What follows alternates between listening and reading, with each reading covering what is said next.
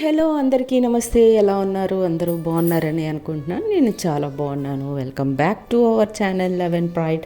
And మీరు వింటున్నారు hashtag she said sorry body guard. అలవాటైపోయింది హ్యాష్ట్యాగ్ హ్యాష్ట్యాగ్ హ్యాష్ట్యాగ్ అని చెప్పి కదా. సరే, ఓకే. ఎనీవేస్, సో ఈ సిరీస్ అందరికీ నచ్చుతుందా ఏమో నాకైతే తెలియట్లా మీకు నచ్చుతుందా లేదా. ఎందుకంటే 3-4 కమెంట్సే వస్తున్నాయి, అది కూడా చేసిన వాళ్ళే చేస్తున్నారు.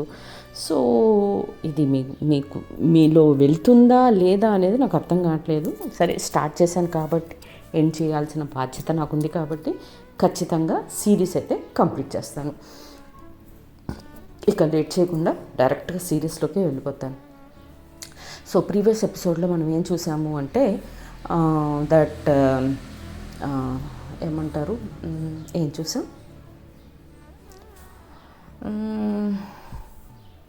ఓకే, శృతి కోసం వాళ్ళ నాన్నగారు రక్షని బాడీ గార్డ్గా అపాయింట్ చేస్తాడని చూసాము. అలానే మన రవన్ని యుఎస్ బ్రాంచ్కి వెళ్ళమని ఆదేశిస్తాడు వాళ్ళ నాన్న. దాంతో చేసేదేమీ లేక వాళ్ళ చెల్లిని ఈ పరిస్థితిలో వదిలిపెట్టి వెళ్ళాల్సి వస్తున్నందుకు చాలా బాధపడతాడు కూడా రవన్. బట్ స్టిల్ వెళ్ళక తప్పదు, బిజినెస్ కాబట్టి అని చెప్పి చెప్పిన తర్వాత వెళ్తుంది. సారీ, డిస్టర్బెన్సెస్ కామన్ మన దగ్గర. ఎనీవేస్, సో రవణ్ యుఎస్ వెళ్ళిపోతాడు. ఇది మనం ప్రీవియస్ ఎపిసోడ్లో చూసాం. వాట్ నెక్స్ట్ అనేది ఇప్పుడు చూద్దాం. సో ఎప్పుడైతే శృతి వాళ్ళ నాన్నగారు మీరు 24/7 ఇక్కడే ఉండాలంటారో అప్పుడు రవణ్ వచ్చి రక్ష వచ్చేసి, సారీ అండి, నాకు కొడుకున్నాడు, వాడు నేను పగలు ఎలా ఉన్నా రాత్రిపూట నేను లేకపోతే వాడు ఉండలేడు, పడుకోడు, ఇబ్బంది అయిపోతుందండి, నేను నైట్ టైమ్స్ ఉండలేను, డే టైం మొత్తం ఉంటాను అని చెప్పి ఒక రిక్వెస్ట్ ప్లేస్ చేస్తుంది అనమాట.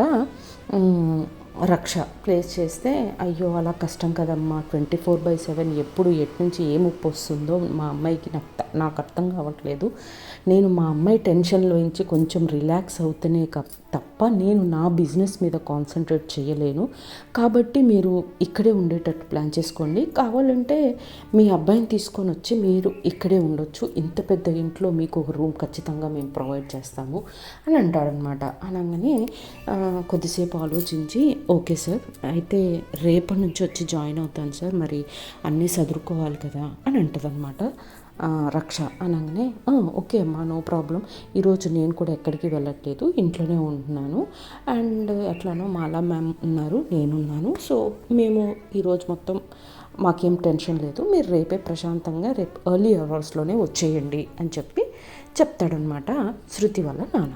సరే, ఓకే సార్, ఖచ్చితంగా రేపు ఎర్లీ మార్నింగ్ 5:30, 6 కల్లా వచ్చేస్తాను సార్ అని చెప్పి చెప్తుందన్నమాట. అంటే ఓకే అని చెప్పి అందరికీ రేపు మార్నింగ్ వస్తానని శృతికి, మాలా ఆంటీ బాయ్, రేపు కలుద్దాం అని చెప్పి వెళ్ళిపోతూ బైక్ స్టార్ట్ చేద్దామని తన పాకెట్లో నుంచి బైక్ కీస్ తీస్తూ ఉంటే శృతి వాళ్ళ నాన్నగారు ఆపుతారనమాట. రక్ష 1 minute అని అంటారు. చెప్పండి సార్ అని అంటుంది రక్ష. అనగానే, ఇప్పుడు మీరు బుల్లెట్ మీద వెళ్తారా అని అంటే, అవును సార్ అని ఉంటుంది. అంటే లేదు, బాబుని మీ లగేజ్ని అంతటినీ తీసుకొని ఎలా వస్తారు, బుల్లెట్ తీసుకొని వెళ్తే చాలా కార్లు ఉన్నాయి కదా, మీరు ఈ బండిని పార్కింగ్ ఏరియాలో పెట్టేసి పార్కింగ్ ఏరియాలో ఉండే ఒక కార్ మీరు తీసుకెళ్ళండి అని చెప్తాడనమాట.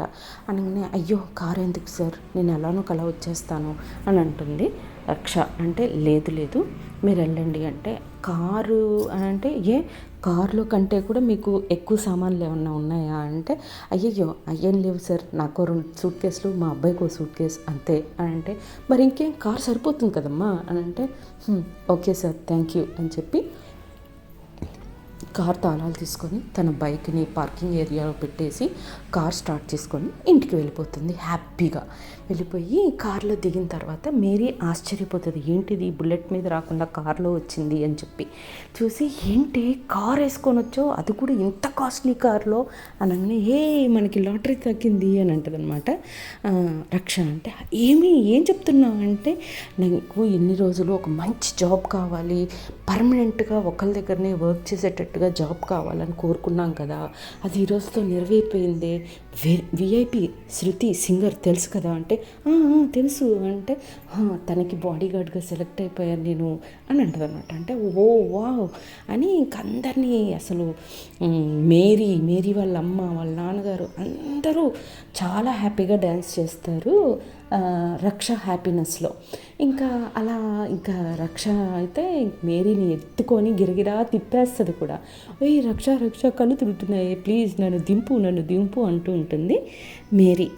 సారీనే హ్యాపీనెస్లో అలా అనేసి దింపేస్తుంది అనమాట. దింపేసి ఇంకా మేరీ వాళ్ళ మమ్మీని ఒకవైపు అండ్ మేరీని ఒకవైపు హగ్ చేసుకొని తన ఆనందాన్ని ఎంజాయ్ చేస్తూ ఉంటుంది రక్ష.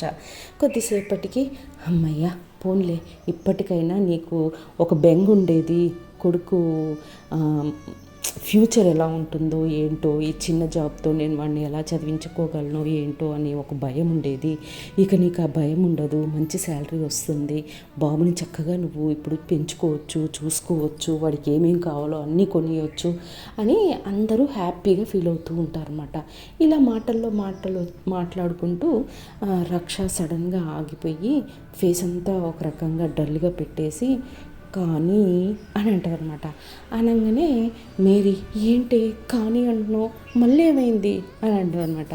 అనగానే అది కాదు, రీజన్ ఏంటంటే బాబుని నన్ను కంప్లీట్గా అక్కడికి షిఫ్ట్ అయిపోమన్నారే అని అంటారు అనమాట.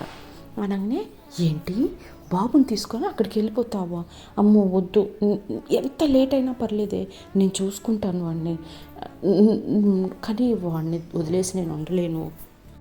సారీ మళ్ళీ డిస్టర్బెన్స్ వచ్చింది, సారీ. మా డాడీ అండ్ మా మేనకోడలు వచ్చారు, సో అందుకే. ఓకే, సో మేరీ అంటది దట్ అదేంటి బాబు లేకుండా ఎలా ఉంటాము, కష్టం కదా అదే అని చెప్పి బాధపడుతూ ఉంటుంది అన్నమాట. అండ్ మేరీ వాళ్ళ మదర్ కూడా, అమ్మో నా మనవడు నా దగ్గర ఉండడా, అయితే వాడిని చూడకుండా ఎలా ఉండాలి, వాడితో ఇన్ని రోజులు దగ్గర సంవత్సరం నుంచి మేమే అన్నీ చూసుకుంటున్నాము, నా సొంత మనవడిలాగా వాడిని నేను నాలో అనుకుంటుంటే నువ్వు ఈ రోజున వచ్చి సారీ అమ్మ తీసుకెళ్ళిపోతున్నాను అంటే చాలా బాధగా ఉంది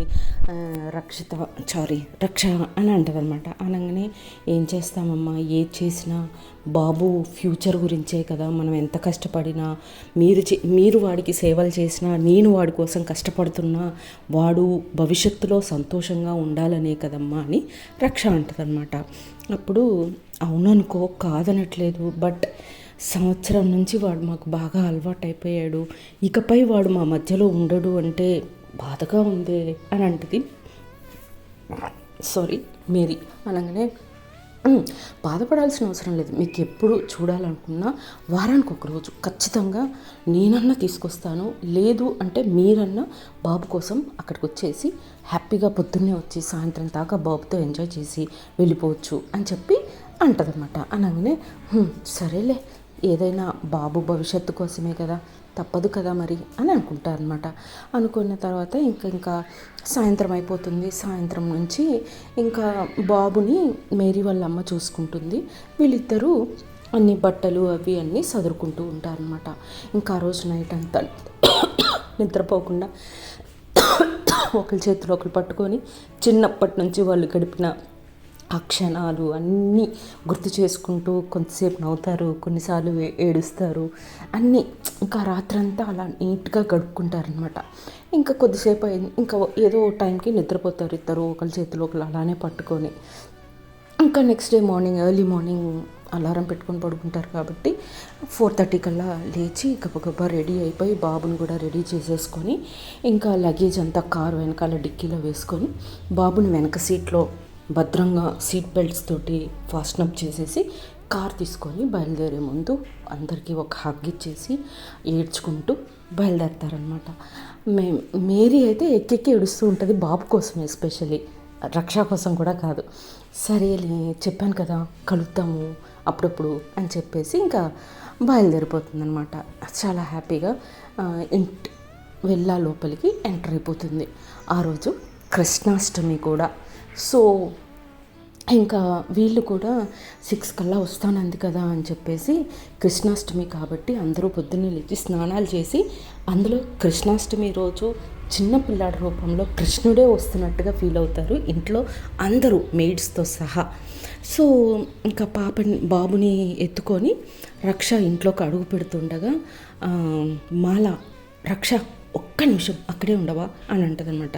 అంటే ఎందుకు ఆంటీ అంటే, ఒక్క నిమిషం ప్లీజ్ అనగానే సరే ఆంటీ అని చెప్పి అక్కడే ఆగిపోతుంది రక్ష. అప్పుడు రక్ష శృతి వాళ్ళ నాన్న దగ్గరికి వచ్చి, మీరేమీ అనుకోనంటే ఫస్ట్ టైం ఒక చిన్న బాబు, అది కూడా కృష్ణాష్టమి రోజు మన ఇంట్లోకి వస్తున్నాడు, సో హారతి ఇచ్చి తీసుకురావచ్చా సార్ అని అడుగుతుందనమాట పర్మిషన్ మాల. అడగగానే అయ్యో మా ఇంట్లోకి మా జీవితాల్లోకి ఫస్ట్ టైం ఒక చిన్న పిల్లాడు అడుగు పెడుతున్నాడమ్మా, కృష్ణుడనే అనుకుందాము, అందులో కృష్ణాష్టమి అంటున్నారు కదా, హారతి ఇస్తే తీసుకురండి అని చెప్పి అంటాడనమాట. అని thank you sir, thank you very much అని చెప్పి ఫాస్ట్గా హారతి తీసుకొని వచ్చి హారతిస్తూ ఉంటే రక్ష కళ్ళల్లో నీళ్లు తిరుగుతాయన్నమాట.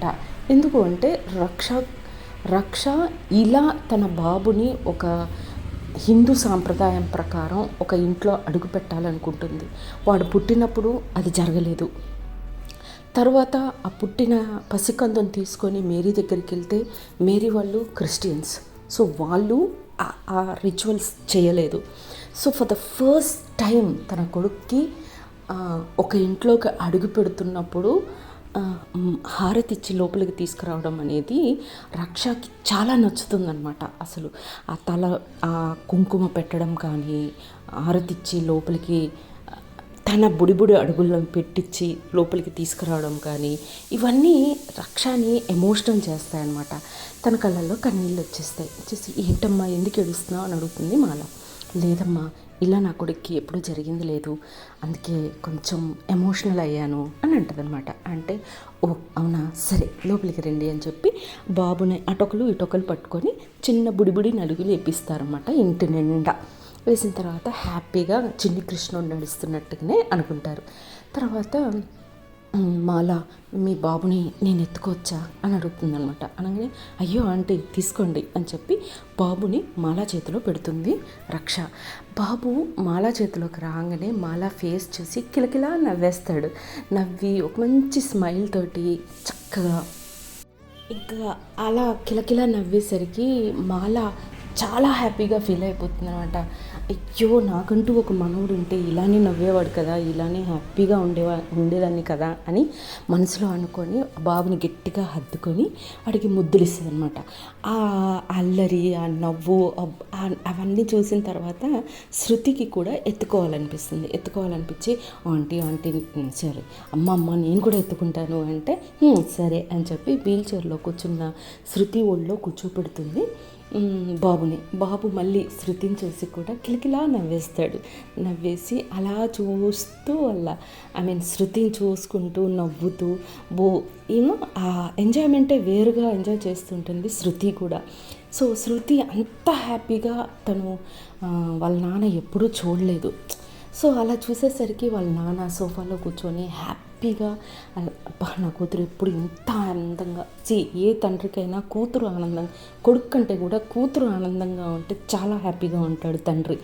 సో ఆ ఎంజాయ్మెంట్ని ఫీల్ అవుతున్నాడు వాళ్ళ నాన్న దూరంగా ఒక సోఫాలో కూర్చొని. సో ఇలా ఉండగా శృతి అంటదనమాట, బాబుని మేము చూసుకుంటాము, మీరు రూమ్లోకి వెళ్ళి మీ బట్టలు అవి సదురుకొని వచ్చేయండి అని అంటదనమాట. అనగానే రూము మరి అని అనగానే ఈలోపు శృతి వాళ్ళ నాన్నగారు, చూడమ్మా అది శృతి రూము, ఆ పక్కన రూము ఇంకో రూమ్ ఉంది, అది మీరు తీసుకోండి, సో దట్ శృతికి ఏదైనా ఎమర్జెన్సీ అయితే మీరు వెంటనే రీచ్ అవ్వడానికి ఉంటుంది అనగానే ఓకే సార్ అని చెప్పి ఇంకా లగేజ్ తెచ్చుకుంటాను అని కారు వైపుగా వెళ్ళబోతూ ఉంటే ఒక 2 మెయిడ్స్ని పిలిచి రక్షకి హెల్ప్ చేయండి అమ్మా లగేజ్లో అనగానే సరే సరే అని రక్ష వెనకాలే వెళ్ళి లగేజ్ తీసుకొని వచ్చి రూమ్లో పెడతారనమాట. పెట్టిన తర్వాత మ్యామ్ మీకేమన్నా హెల్ప్ కావాలా అని అంటే లేదు నేను అరేంజ్ చేసుకుంటాను మీరు వెళ్ళండి అంటే ఓకే అని. మరి మీరు బ్రేక్ఫాస్ట్ అంటే ఇవన్నీ సదిరేసి వచ్చి నేను బ్రేక్ఫాస్ట్ చేస్తాను, మీరు మీ పని చూసుకోండి అంటుంది రక్ష. అన్నీ సరే అని చెప్పేసి వాళ్ళు కిందికి వచ్చేస్తారు. వచ్చేసిన తర్వాత ఇంకా రూమ్ మొత్తం నీట్గా ఎక్కడికక్కడ నీట్గా బట్టలు గిట్టలు అన్నీ నీట్గా సదిరేస్తుంది అనమాట. బాబు ఈ చిన్న చిన్న టాయ్స్ అన్నీ పెట్టేసి ఒక 3 గంటలు పడుతుంది తను అన్నీ అరేంజ్ చేసుకొని కిందికి రావడానికి. కిందికి వచ్చేసరికి బాబు నిద్రపోతూ ఉంటాడు శృతి ఒళ్ళో. సో తర్వాత బాబు పడుకున్నాడు అనగానే అప్పుడు మాల పడుకున్నాడు, ఒక 2 ఇడ్లీలు తినిపించాను, డైపర్ మార్చేశాను, ఇంకా వాడికి ఏంటి హ్యాపీగా నిద్రపోతున్నాడు అని అంటుందన్నమాట. అనగానే ఓ అవునా థ్యాంక్ యూ ఆంటీ అనగానే దీంట్లో థ్యాంక్స్ ఏముందమ్మా అని సరే మేమందరం టిఫిన్ చేసాము నువ్వు కూడా వెళ్ళి తినేసిరా అనగానే ఓకే ఆంటీ అని చెప్పేసి తను టిఫిన్ చేసి వస్తుందన్నమాట. వచ్చిన తర్వాత